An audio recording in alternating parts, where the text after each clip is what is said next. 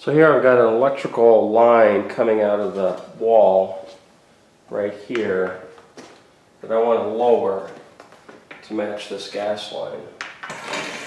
So I marked it with a pencil and then scored it with a Dremel diamond bit. So I have a good clean line, it won't disappear.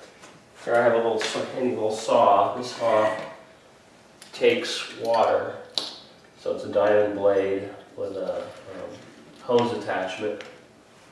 So and using the saw like this, I should get within probably about an inch of here at the bottom of the floor on both sides.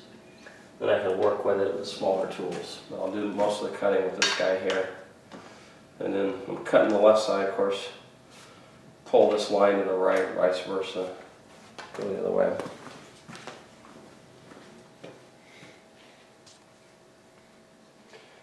In that current location, you want those supply lines to go under the toe kick of any kind of cabinetry that put in, so that's why it's going to go closer to the floor. Here you can see when I hook up the hose, I put some Teflon tape on this connection to get a good seal. I'm just going to put the hose in here and run at a very slow speed. I should be able to get enough water to get on that blade. So I was able to make that cut on the left. You can see a bit of water down here from the saw. But I was able to get down to about there, and which is good. I'll do the other side, and then from there I can work it down with smaller power tools, get it down about another inch. I'm doing a lot of this concrete.